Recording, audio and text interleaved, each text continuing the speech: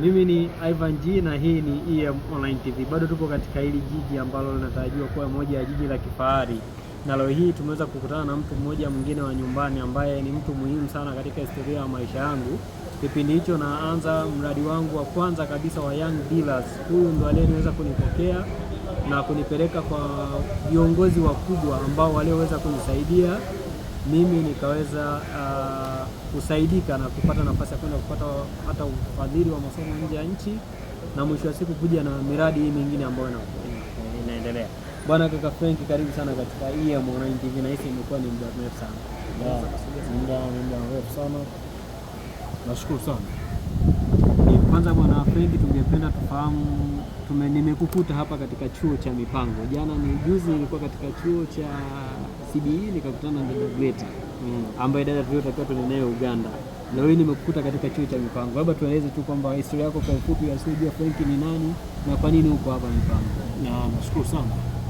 Sasa naweza kujitambulisha. Mimi naitwa Frank Joseph. Ni afisa maendeleo ya jamii napatikana Ludewa DC. Nimefurahi kukutana na wewe. Ndio. Nafikiri tumekutana leo katika mazingira ya chuo. Mimi niko hapa katika harakati za kupambana, nipo hapa kujiendeleza. Naongeza kidogo level yangu ya elimu nje ya ile ambayo nilikuwa nayo. So far nakumbuka tumeonana mara ya kwanza 2019. Ndio. 2019 ilikuwa ni 19 ila 18 19 katika ile michakato yako ya kutaka kupata mkopo kutoka halmashauri. Ndio.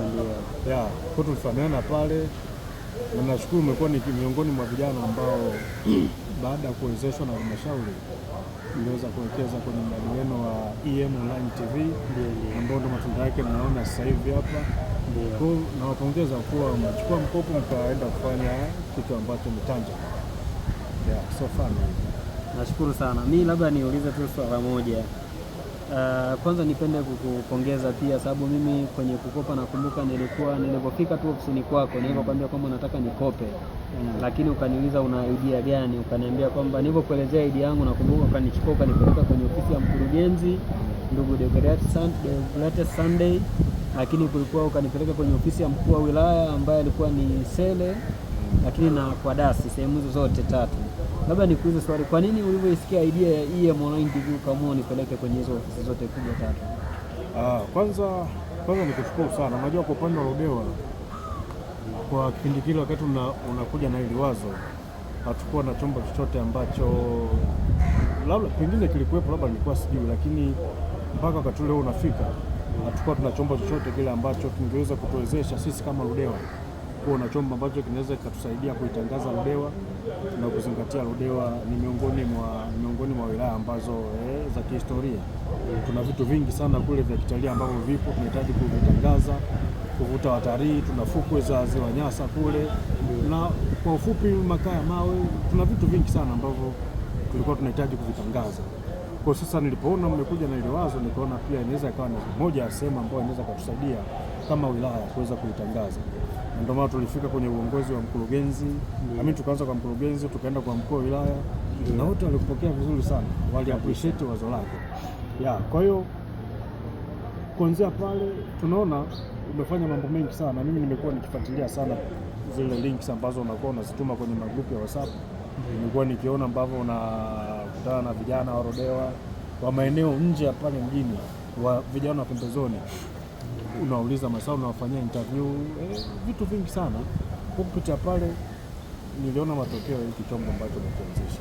Nashukuru sana. Labda mimi nikupe historia fupi tu. Baada ya kutoka pale, baada ya kutusaidia kuweza kukutana na mkurugenzi na tukapata ule mkopo, ingawa tulipata na changamoto kidogo, miss allocation ile fund kulingana na some reason ambazo zilikuwa behind uwezo wetu, lakini tulifanikiwa kuweza kurejesha mkopo na kuja na hii media. Lakini baada ya kusaidia ule mkopo tuliweza kufanya vitu vingi ambavyo viliweza kutusaidia sisi tukaweza kupata ufadhili wa kwenda kusoma nje ya nchi, ambapo tukaenda kusomea mambo ya Social Innovation Academy, ambapo ndo tukaja na Njombe Innovation Academy, ambayo hiyo Njombe Innovation Academy imeweza kutoa cohort 3 na tumeweza kupata ufadhili kutoka nje ya nchi usiopungua chini ya milioni 85 kwa empower vijana wengine.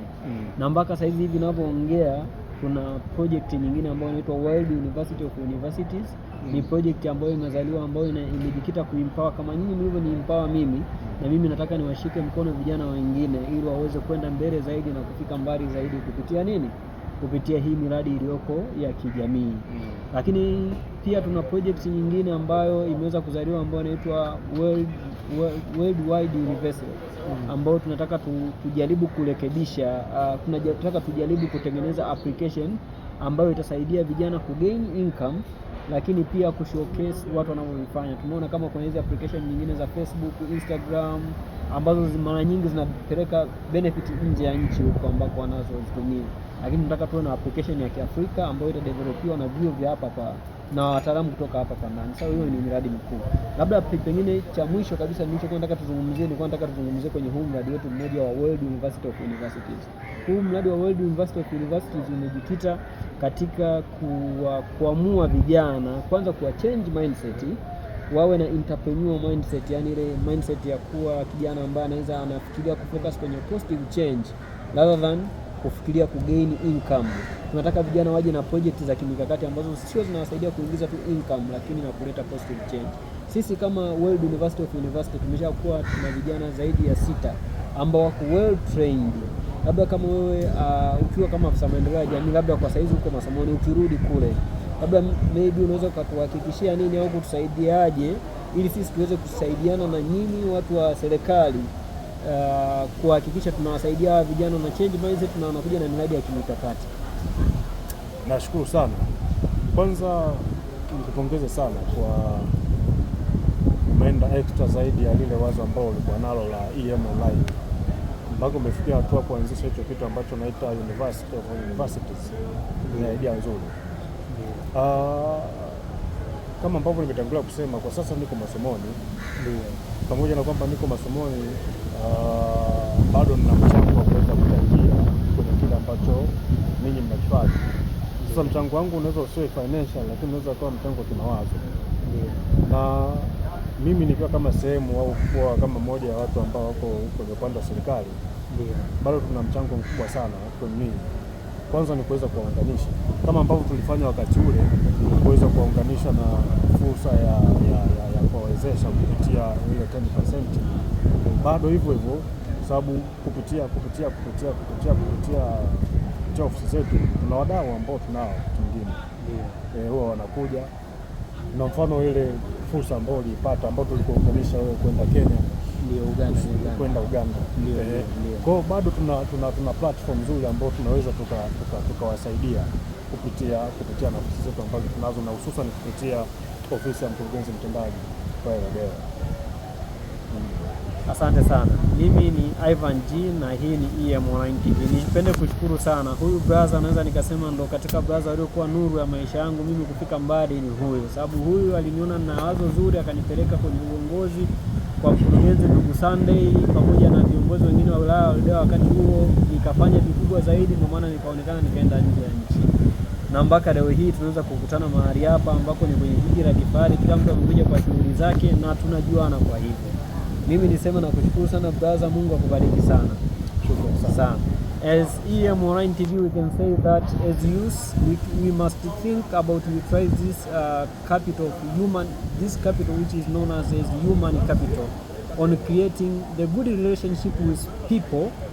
I think that is the best investment which you can make ever, because people, I remember one of the trainer who trained me in Uganda, I said that if you want to be successful, invest on people. And one of the statements which was catching my mind is ask money, you can get advice, or ask advice, you can get money. So for me, I was choosing to ask advice, and that right now I think I've become to get money. Thank you.